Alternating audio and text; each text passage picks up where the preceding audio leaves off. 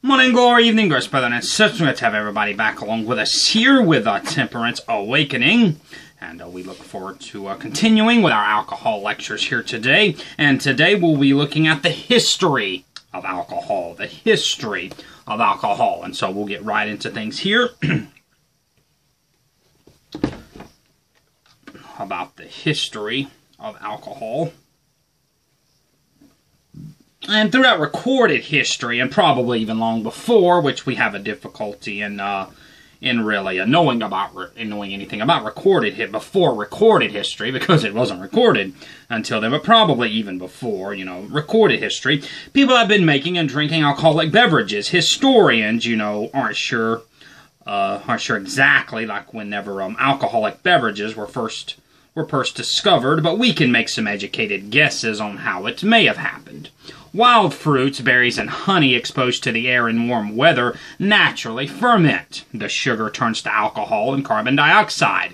The yeast that helps the process along is floating in the air. For primitive people, food was always scarce. Sooner or later, some cave dwellers would have been willing to try a concoction they discovered in the woods that looked, smelled, and tasted spoiled. And almost every primitive person ever encountered has brewed beer or made wine. And so in the entire world, only the Polynesians and the Native Americans of the present-day U.S. and Canada did not discover and use alcohol on their own. Once people invented writing and language arts, the record became clearer. Every ancient civilization left behind written evidence of alcoholic beverages. The earliest civilizations in the ancient Near East, from Egypt to Mesopotamia, brewed beer from grains. Enterprising people sold the beverage in taverns, but rulers often distributed it free to citizens during religious festivals. Artists painted brewing scenes on walls, and pottery archaeologists have even found traces, i.e. tiny amounts, of beer still clinging to 5,000-year-old clay pitchers. Ancient Hindu books from almost that far back tell about mead, a wine made from honey. Chinese people under the Shang dynasty more than 3,000 years ago drank beer and may have drunk grape wine as well. In Mexico and Peru, long before the Spanish conquest, beer was made from corn. In Africa, grains, fruits, honey, and palm sap were used as raw materials for beer and wine. Winemaking has been around for thousands of years as well. But for most of history, beer was the most popular drink in many countries, including the United States. It still is. The raw materials for beer, which are mainly grains such as barley or corn, were much more common than grapes. Also, beer was quicker to make and easier to store. Until the time of the Greeks, wine was considered an elite product used in sacrifices to little g-gods, like in other religions, or on ceremonial occasions by kings and their associates. By the time of the Romans, however, farmers were growing grapevines all across the Roman and Persian empires. Whenever some, like Roman Catholics, adopted wine for its central sacrament, wine had become perhaps the most alcoholic beverage. However, most people drank wine naturally 8 to 12% of alcohol, diluted by 50% with water. Distilled spirits or liquors, which is whichever term you prefer there, distilled liquors and liquors, which are most commonly used, they're more of a recent invention. They do not occur naturally and did not become common until the late Middle Ages, until around AD 1200. These beverages, with a much higher alcohol content, caused many social problems and helped change the way many people viewed alcohol. And now looking at the historical uses of alcohol. As far as historians can tell, people used and abused alcohol in the past in some of the same ways that they do today, for relaxation, to bring people together at social or religious events and celebrations, to give people courage to face unavoidable tasks, and to drown out sorrows and failures. Alcohol was also used for medicinal purposes in ancient times, much more so than today. Physicians described it to deaden pain when few other painkillers were known or available. Sumerian and Egyptian physicians wrote down recipes for beer and herb mixtures as treatments for various ailments. And alcoholic beverages may have supplied much-needed nutrition as well. Early beer, less refined than today's, may have contained more starch and other nutrients. Besides, beer can be stored easily and preserved for times of scarcity, as during the winter in northern regions. Today's alcoholic beverages, however, are a poor supply of nutrition. Alcoholic beverages were also widely used as libations, poured offerings to the gods, often including special gods and goddesses of beer and wine. Large quantities of wine or beer were also handed out and consumed at religious or civic festivals. Civic festivals where drunkenness and wild dancing was sometimes, considered a holy thing. It was a way for people to achieve ecstasy and unite with the spirit world. The notorious Bacchanalias festivals to the wine god Bacchus eventually became so destructive that the Roman Senate banned them from all of Italy. Alcohol abuse as known today was also known to the ancient world. Literature from all over the world condemned drunkenness as a cause of immorality and violence. Just like in our Bible, going all the way back to the time of Noah, Noah and Lot are good examples of that. Stories and poetry sometimes depicted people who would today be called alcohol dependent or alcoholics, and ancient physicians knew about the health dangers of alcohol abuse. Nevertheless, alcohol was rarely considered a major problem for society as a whole until the spread of cheap distilled spirits, mostly gin, in Europe in the 1600s and 1700s. Before then, drunkenness had usually been confined to special occasions or kept hidden in people's homes. But in the growing cities of the early modern era, with their large crowded populations, private behavior became everybody's business. Many people accustomed to beer with its low alcohol content could not handle the 45% alcohol content of gin and other distilled spirits. As a result of the perceived harm to families and communities, a temperance movement began to emerge in England in the 18th century, centered on the independent churches. The movement advocated a temperate or moderate use of alcohol, which there started out like as moderate, but then that really just became, total abstinence from alcohol. Like in England's American colonies, rum from the West Indies was popular along with gin and whiskey. As in England, many American and civic and church leaders began to preach against the abuse of alcohol or even against its use in any amount. And this was the start of what became known as the Prohibition movement, an organized ban on the drinking of any alcohol. And now looking here at laws controlling alcohol use and prohibition. Public laws and regulations to control the use and abuse of alcohol are almost as old as the beverages themselves. The famous Hammurabi Code, a series of laws issued by the Babylonian king Hammurabi around 1800 BC, included measures such as fixing prices and controlling the sale of alcohol by taverns. In ancient Egypt, priests preached against overdrinking. When the drinking of alcohol outside of religious occasions began to spread in ancient China, the government tried to impose prohibition, but it was never successfully enforced. Various rulers of ancient Persia, Greece, and Rome also tried to control or limit alcohol abuse, of course, like as Solomon in Israel, like in the book of Proverbs, like where he wrote, wine is a mocker, strong drink is raging, and whoever's deceived thereby is not wise. And some of the major world religions have banned alcohol among their followers, speaking of that, though they've obviously not always succeeded in enforcing this ban. For example, like in Buddhism, they advised against alcohol since its start 2,500 years ago, yet alcohol is still widely used among Buddhist people of South and East Asia. In India, the Hindu faith teaches that alcohol is impure, but despite the appeals for prohibition by Mahatma Gandhi and other leaders, only members of the elite Brahmin caste generally abstain from alcohol. Like with Muslims, the Quran strictly bans all of alcohol as well. That ban has probably been the most successful prohibition effort in history, along with the very conservative Christians like Baptists, who have also been able to abstain from that. Although Muslim countries, though, have been a bit more successful, like in our times of now, since the 20th century. Like alcohol isn't easy to find in some Arab countries to this day. Drinking is not completely unknown, though, like in some Muslim countries. Like in some Muslim countries that are more relaxed, you can still find some alcohol. In the modern world, nearly every country has laws to control the production, sale, and consumption of alcohol to ensure a source of steady tax income for the government, as well as to control and limit abuses. Those practices began in England in the mid-1700s when the government passed many laws to restrict the times and places that gin could be sold. The laws raised taxes on gin and tried to dilute its alcohol content. These measures were largely successful as England went back to its beer and ale drinking traditions, which it preserves to the present day. Of course, the most famous attempt to limit drinking was the 18th or Prohibition Amendment, the 18th Amendment, which is the Prohibition Amendment in the U.S. Constitution, which was passed in 1919. On the hill of much revival in the United States, and we'll discuss that later on as well with some of our future lectures. And then looking at the production of alcohol.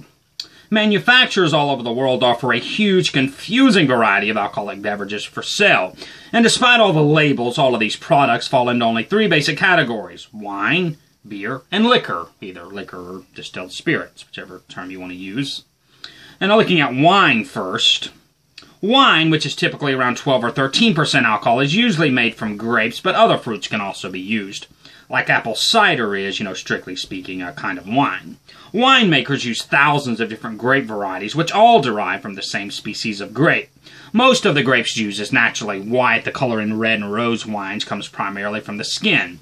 Grapes are harvested, crushed, and poured into vats or barrels where natural fermentation, a natural process in which sugar chemically turns into alcohol, takes place due to yeast in the grapes. Extra sugar and yeast are sometimes added during fermentation.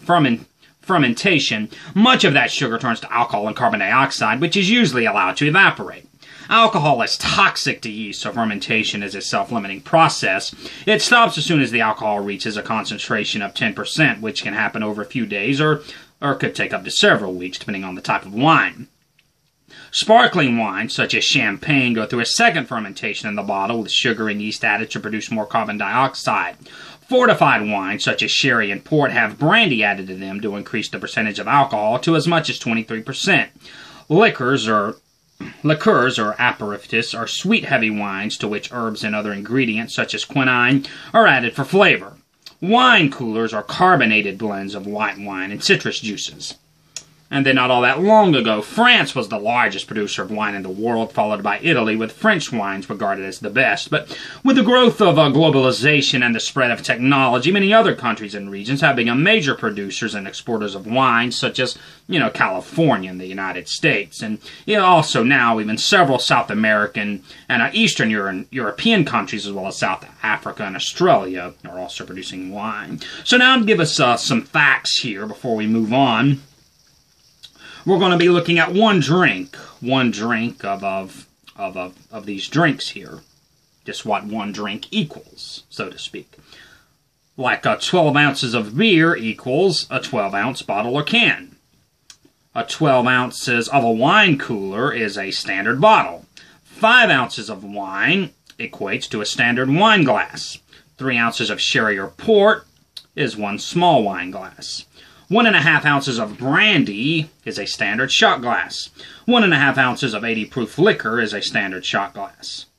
1 ounce of 120 proof liquor is 2/3 standard shot glass. And then 1.5 to 3 ounces of liqueur, you check the label for that one because they vary.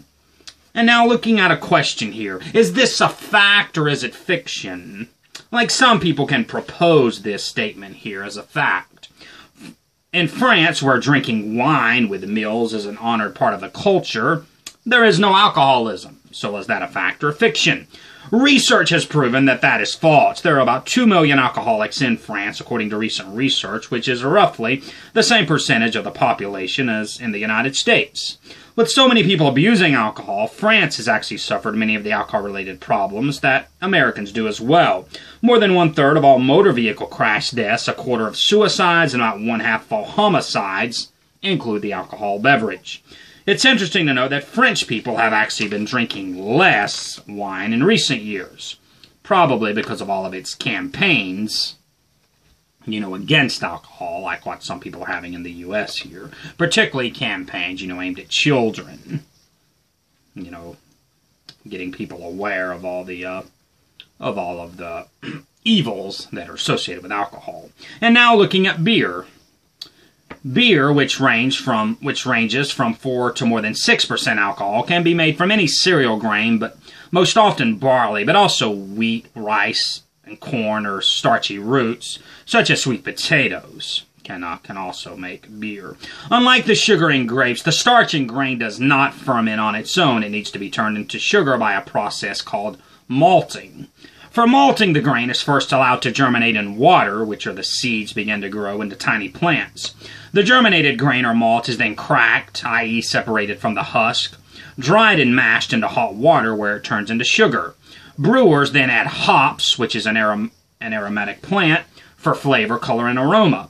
Finally, they add yeast to promote fermentation of the sugar into alcohol. Fermentation can take up to several months. Brewers produce various types of beer and ale, which is a category of beer, using different techniques. They can use different grains as raw material, add a variety of unmalted grains, and vary the water temperature during the mashing step. Using different types of yeast during fermentation to control carbonation, you add various flavoring ingredients just before bottling, and then you allow the product to age more or less in the bottle before refrigeration or sale.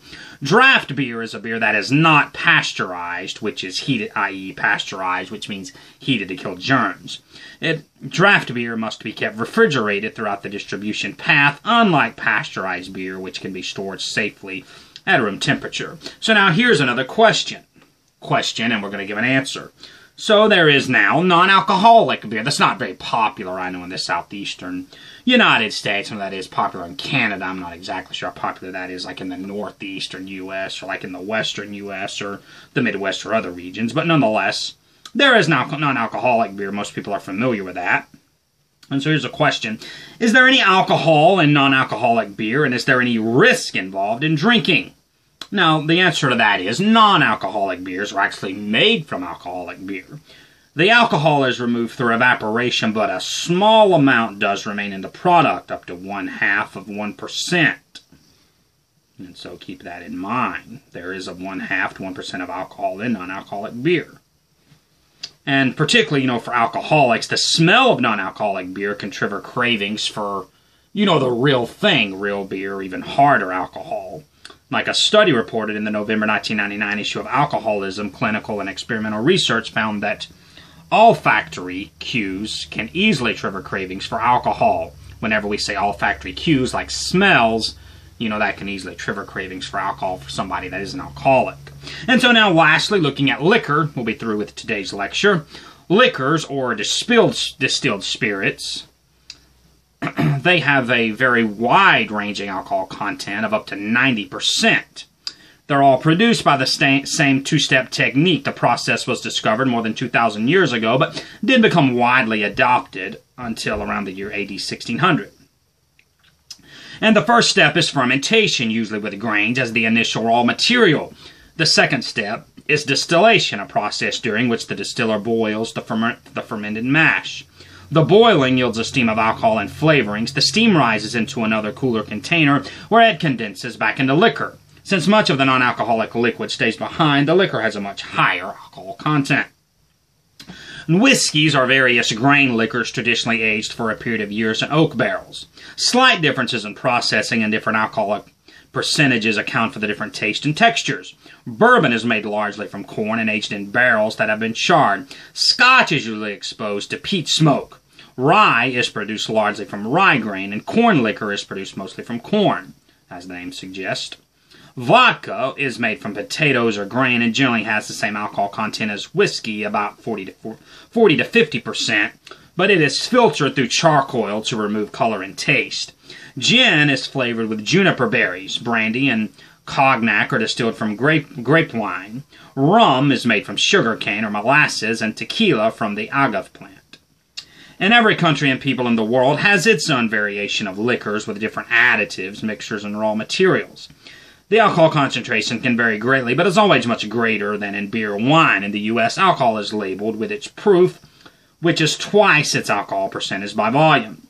In other words, liquor labeled as 80 proof is 40% alcohol by volume. Remember, that's more than 3 times as potent as most wines and 7 times as potent as beer.